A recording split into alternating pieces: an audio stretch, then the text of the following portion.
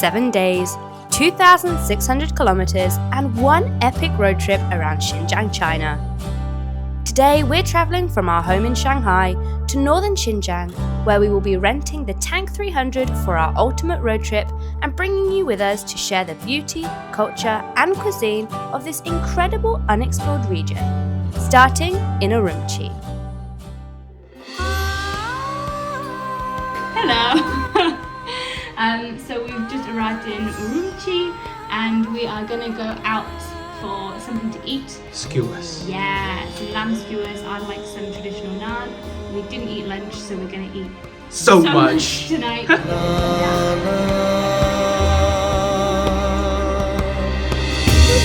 When in Urumqi, you must try dapanji, a popular dish consisting of potatoes, peppers, chicken and noodles. Xinjiang's cuisine is known for its spices, lamb and sharing dishes. As a Uyghur and other minority region, who mostly are Muslim, most dishes contain mutton, beef or chicken. One of my favourite foods from Xinjiang, aside from skewers, is the naan.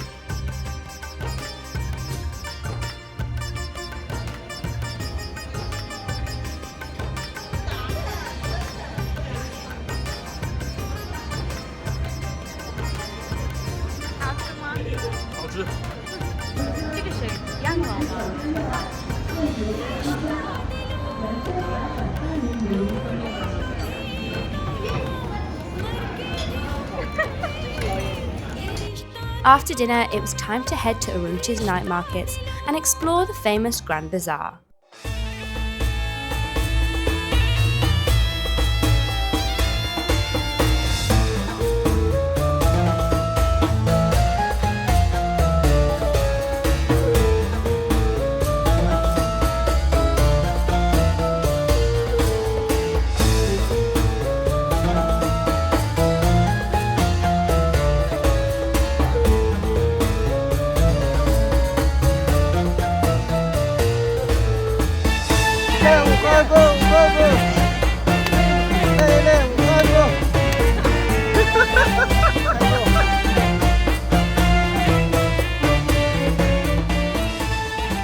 Urumqi's Grand Bazaar is located in the Tianshan district and is China's largest bazaar. It covers nearly 100,000 square meters and has more than 3,000 stalls.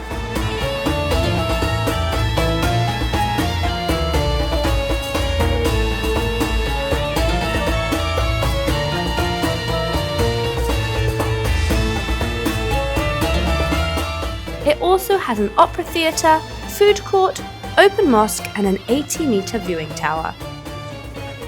The bazaar is known for its Uyghur cultural performances and for representing the Silk Road's commercial prosperity.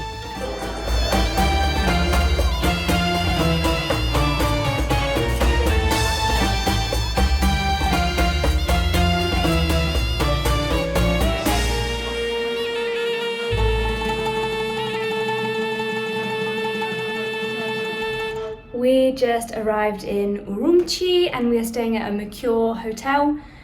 So let's give you a quick tour of our room. I must say none of our hotels are cheap this time because it's National Day holiday, so everything's quite expensive. But if you're interested in how much these cost, let us know in the comments and I'll let you know. Hello. We have the bed, cabinet, mini fridge, and then through into the bathroom. Hello. Shower, toilet, safe, and closet. Not bad.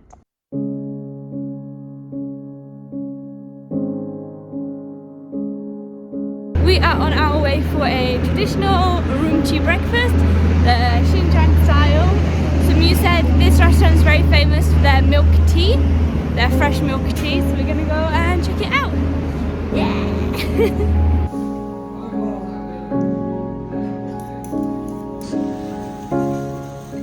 Hello, so we're just about to fill up the car with fuel before heading out to the start of our Xinjiang road trip. So at the moment we're in Urumqi and we are going to drive into the desert today. One thing that is really important when you're on a road trip, especially in remote areas, is phone signal and data. There is no Wi-Fi in the car and there is no Wi-Fi in the desert, so we have a data plan with Saily. Saily is an eSIM service app brought to you by Nord Security. Choose from several affordable eSIM plans in over 160 countries and 8 regions. With a Saily eSIM, you'll always have connection when needed. An eSIM provides an internet connection wherever you travel and saves you money on roaming fees. Saily has both global and regional plans, which is great for travelling across multiple countries. All you have to do is download the app, buy a plan, and install the eSIM. Saily eSIM will be activated immediately upon landing, so you can skip those queues at the airport whilst waiting for a local SIM card. Get an exclusive 15% discount on Saily eSIM data plans. Download Saily app and use discount code EXPATNAP at checkout. Today we're taking remote to a whole new level by travelling through the furthest point in the world from an ocean. That's over 2,600 kilometers from the nearest coastline.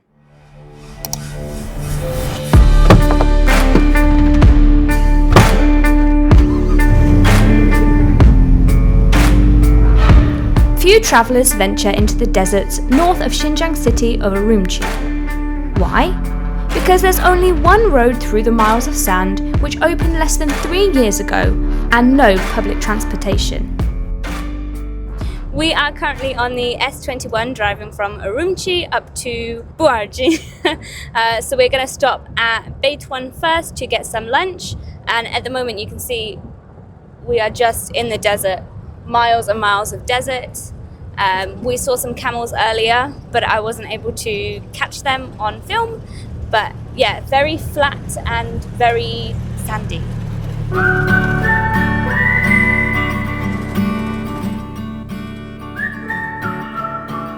Along the way, we stopped for a bathroom break and to pick up some delicious melon. Xinjiang is well known for its fruit, and this was the sweetest melon I've ever tasted. I caught a glimpse of you out on the road, crying like a dove. You're whispering a symphony unknown.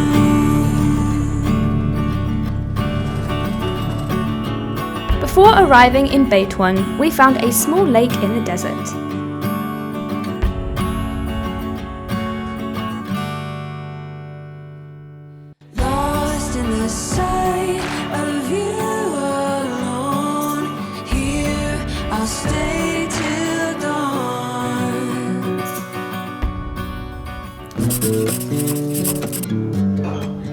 Another food Xinjiang is famous for is its hand-pulled noodles, which you often top with flavoured minced meat.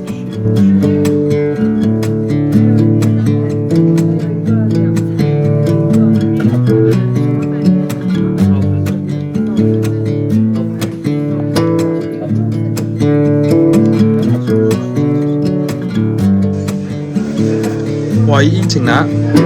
I'm eating a minced meat local Xinjiang noodles.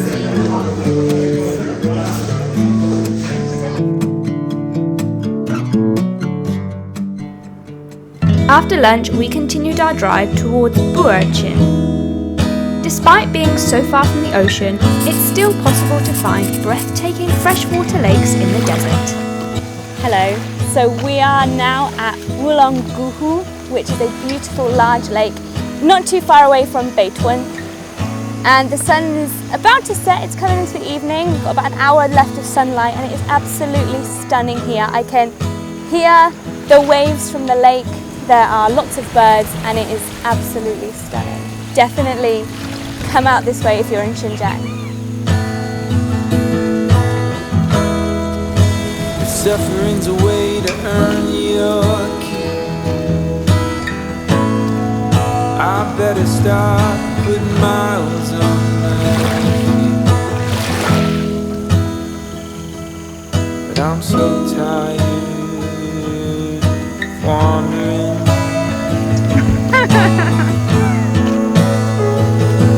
Yeah, I'm lost, but I'm living.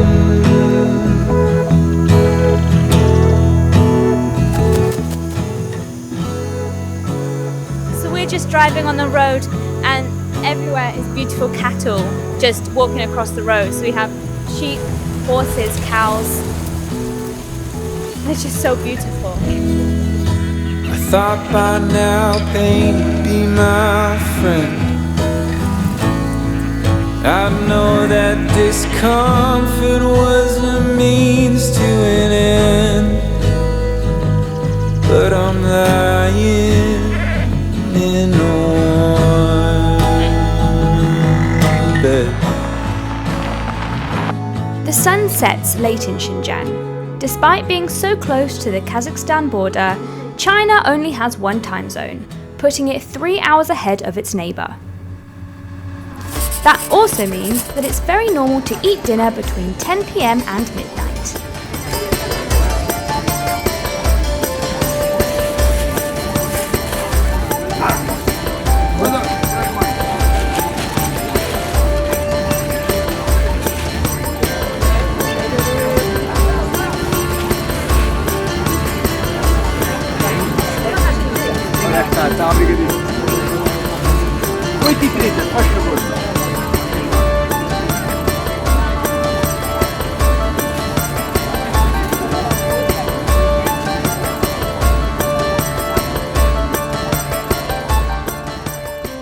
So we are staying in a Russian style hotel. It's a little bit weird, so let me show you. This is the lobby. The bathroom.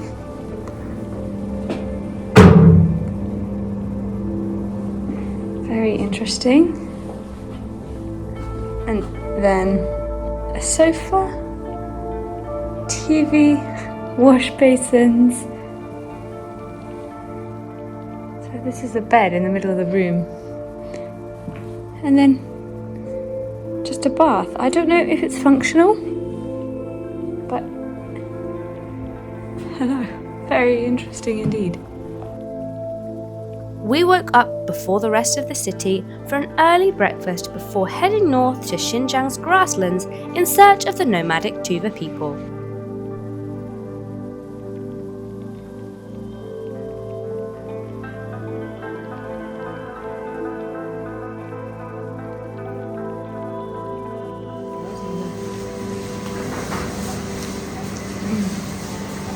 Xinjiang melon is the best melon.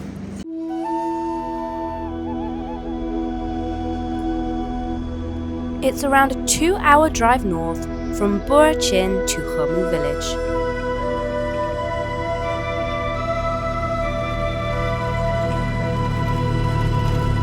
In the Altay mountains, there are only 3 remaining habitats of the Tuva people, who live a traditional nomadic lifestyle in the peaceful mountains. Whilst driving to the largest settlement of Hemu, we pass through Bai Haba, the smallest of the 3 villages. The people here spend their time tending to cattle and hunting. The Tuva people are said to be descendants of warriors who followed Genghis Khan and have preserved their rare Tuva language and traditions.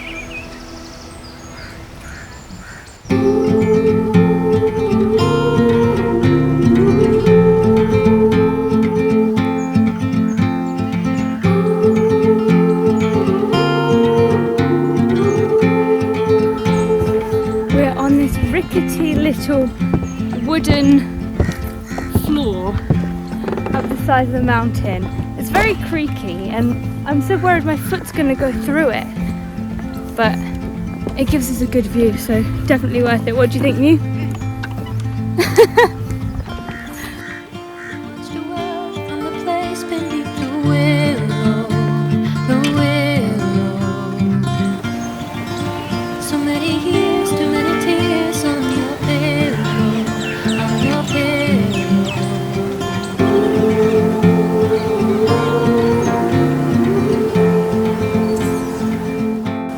In Hemu, which is a traditional village in northern Xinjiang.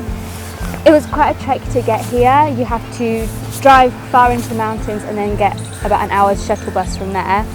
But we made it and it's absolutely beautiful.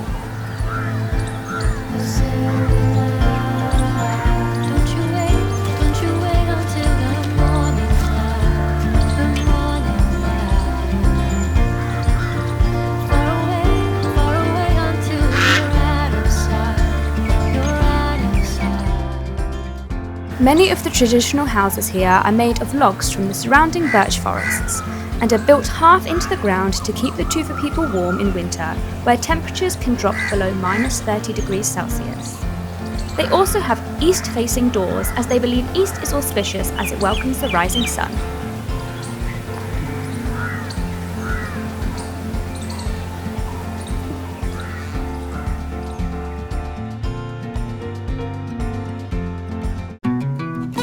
In the village we spoke to some locals, however I didn't film these personal interactions as I feel it's quite rude and many people don't wish to be filmed.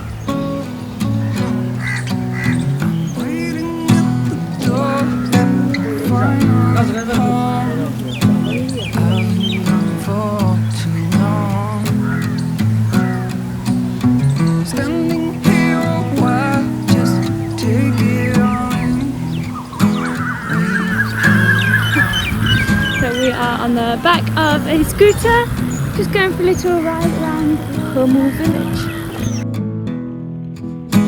As so many times before, I'll never wanna be away, leave you again. You are all I want and more. It's true.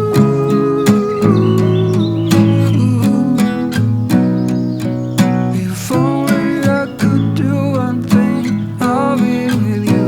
It's true.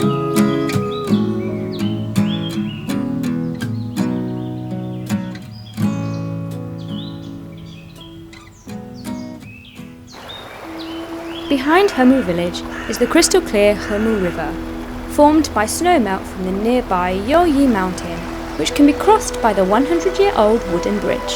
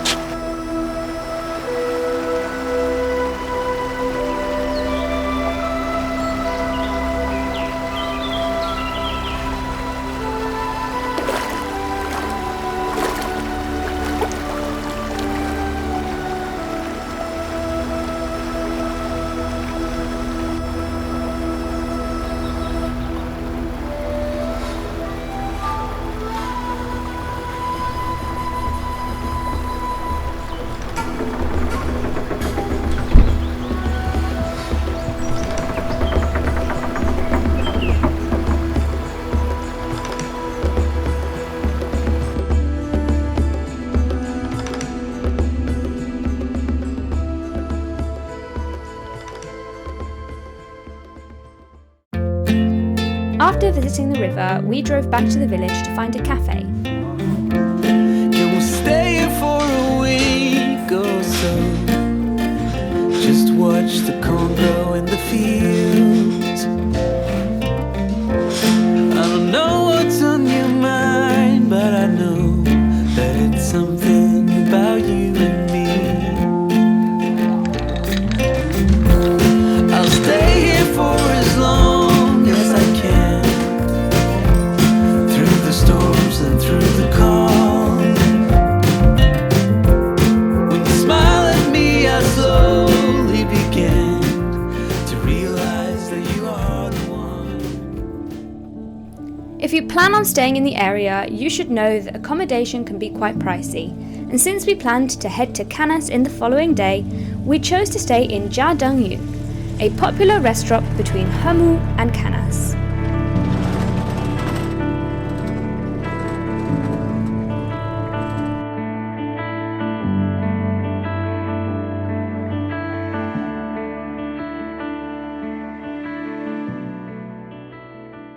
When we booked this, we booked it through trip.com and it was a new listing, so it had no reviews, but it was the only one within our budget.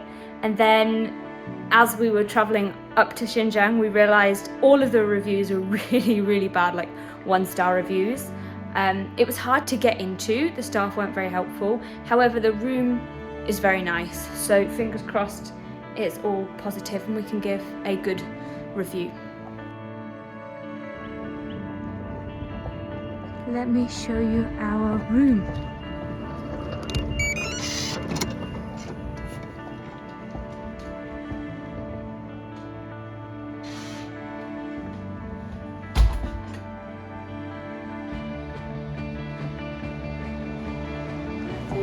Hello. Shower. And toilet. The toilet seat was warm, which was really nice.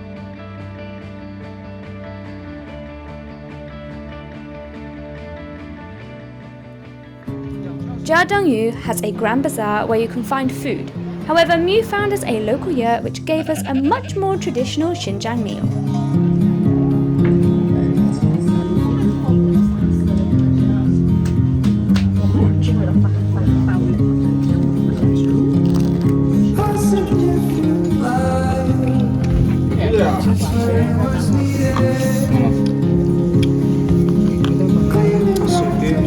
You can't tell how big it is.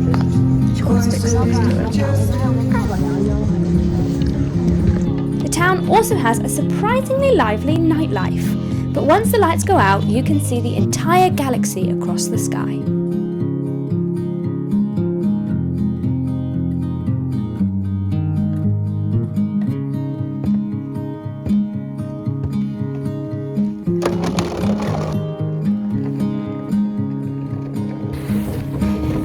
It is a very cold and icy morning, and my feet are frozen.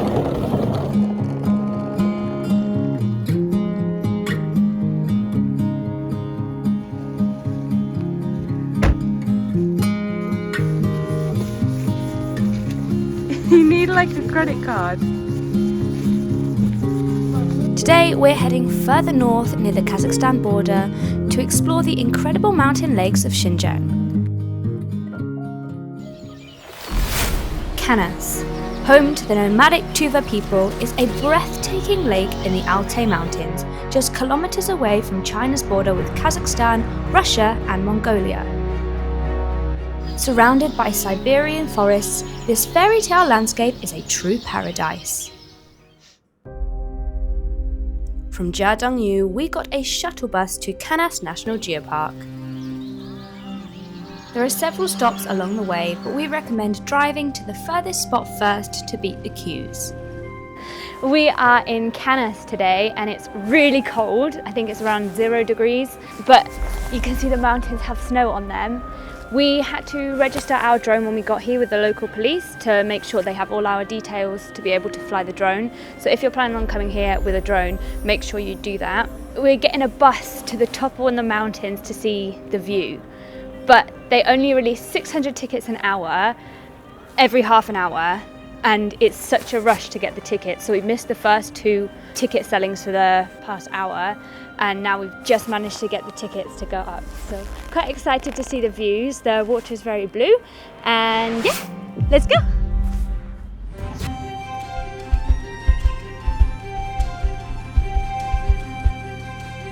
Instead of taking the bus, you can also take a horse ride up the peak, but we weren't sure if this was ethical, so decided not to do it just in case.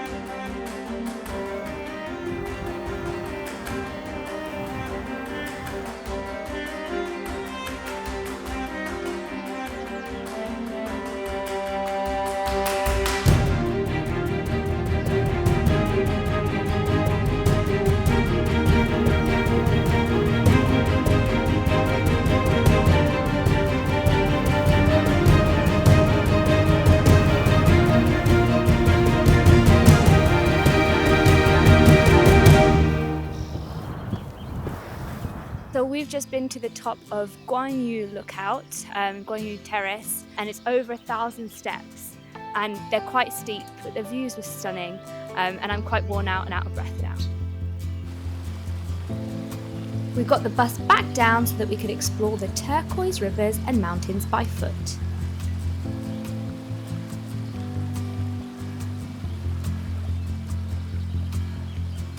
Local folklore tells of a monster, much like the Loch Ness monster, that lives in the lake and drags wandering cattle to its watery depths.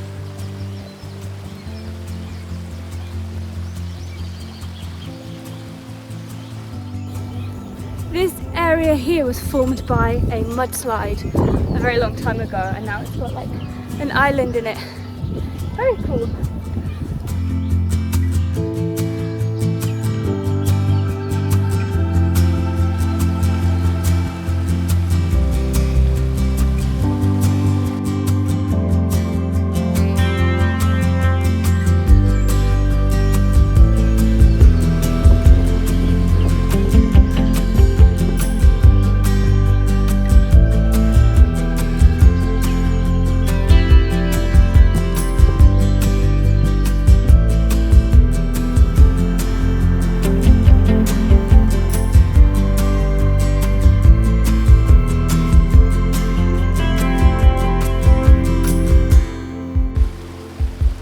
The lake was formed around 200,000 years ago by glacial movement and runs into a river right down into Buarchin, where we will be spending the night.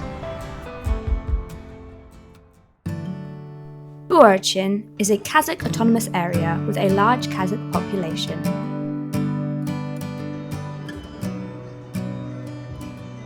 So we just arrived at our hotel, and when we arrived they're still building it, so we're a bit worried, but we are very happy. It's very, very nice. I'll show you our room.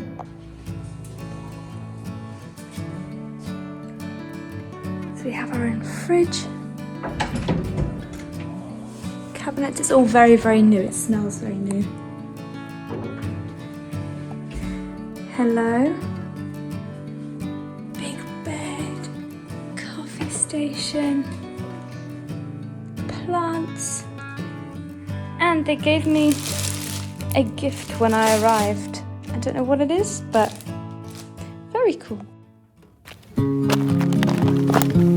The next day, we headed back into the desert in search of Mogwaicheng, also known as the Devil City.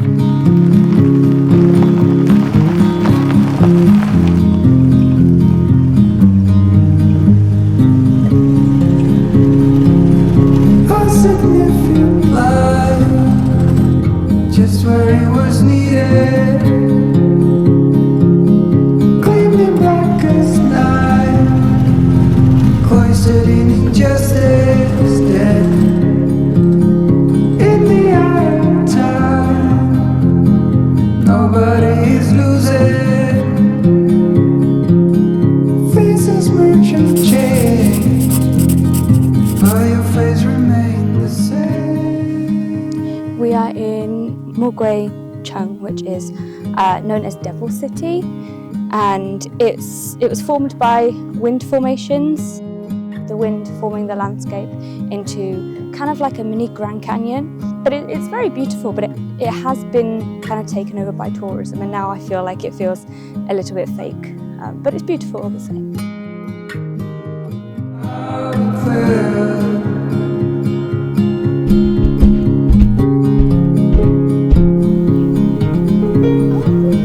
What are you doing that? Oh my goodness. I'm on a camel.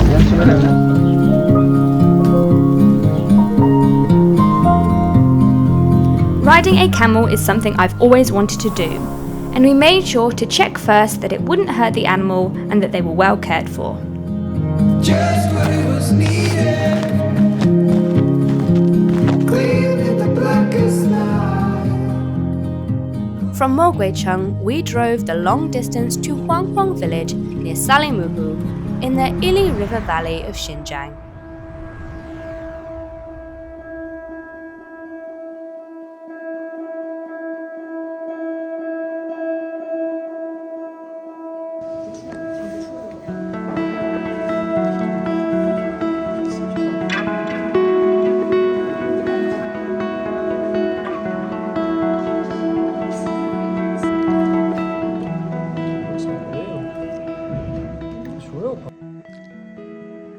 So it's about midnight and we've just arrived at our homestay. We've driven more than 10 hours today.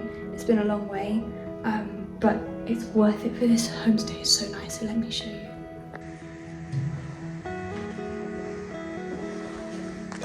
Hello. It's the bathroom. And the shower. It's so big. Hello. The bedroom. And a lounge area. Very nice. What are you doing? We are making our dinner. We drove like 800 kilometers to here and didn't eat at all. So, because it's like midnight, this is our dinner.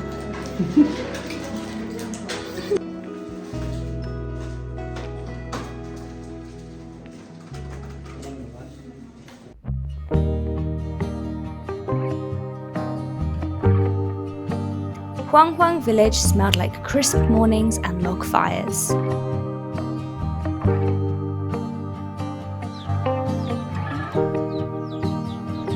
The name means enjoy a slow-paced life, and we easily fell in love with the village.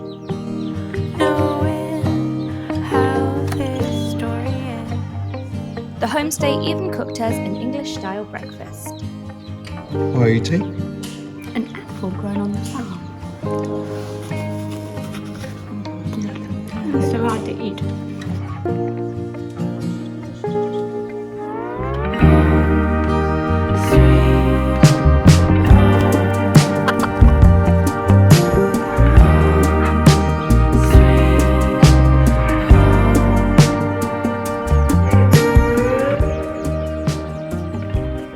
This region is one of the world's top 3 lavender planting bases and is famous for its homestays.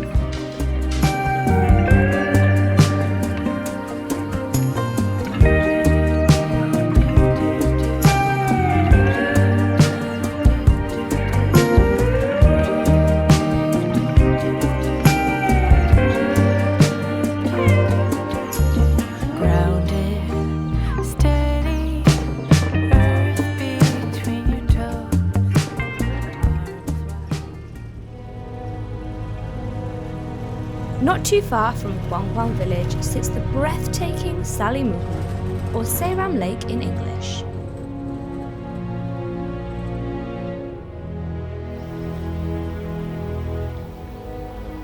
This freshwater lake in the northern Tianshan mountains is less than 50 kilometers from the Kazakhstan border.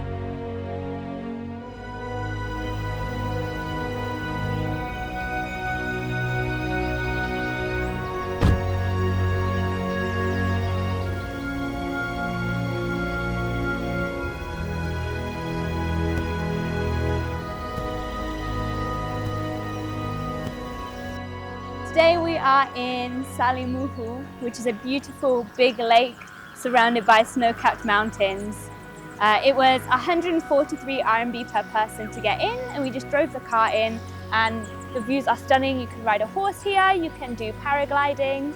It's beautiful. There is also the option to walk, cycle or rent a car to go around the lake, although beware, the perimeter of the lake is 70 kilometers, so we recommend driving or just doing part of the route.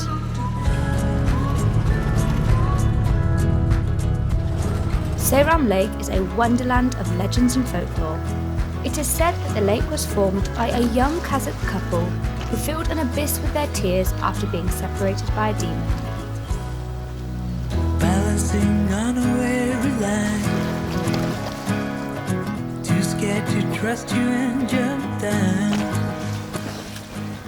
The water is so clear.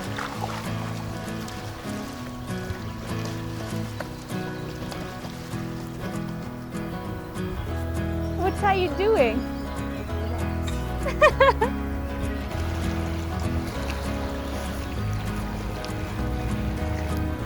I told Mew to skim the stones on the water, so I thought it'd be a cool shot. But he can't do it. But neither can I, so I can't grumble. But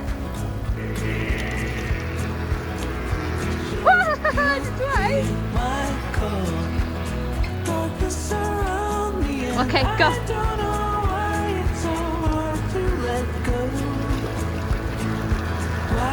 so hard to let go. Nice.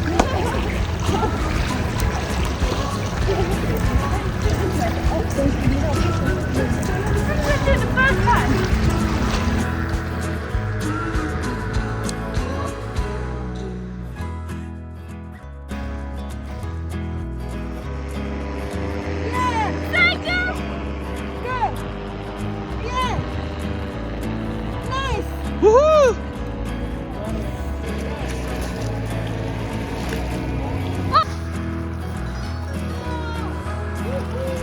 Historically, the area has been mostly uninhabited due to its remote location, despite being located on the northern branch of the historic Silk Road.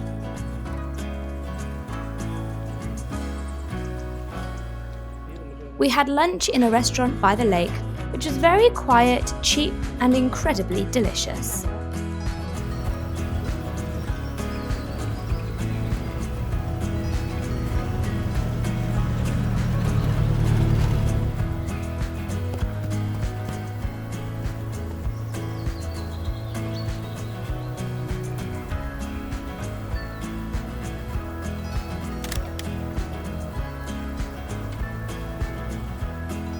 In the evening, we drove to Kuitun, where we spent our last night in Xinjiang.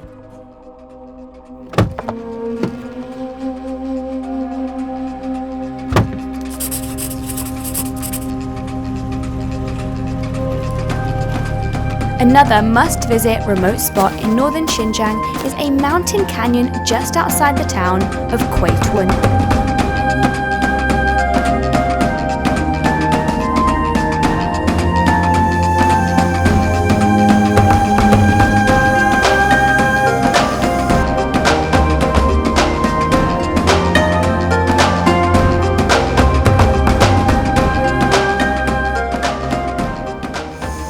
From grazing cattle and wild horses against a backdrop of rugged snowy mountains, this hidden gem is unknown to tourists and an epic example of China's diverse landscapes.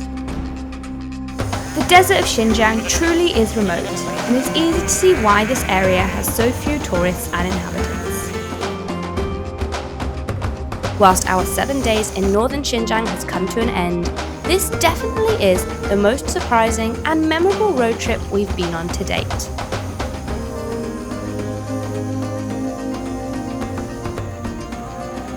Let us know in the comments where we should road trip to next. Thank you for watching. Until next time, bye bye!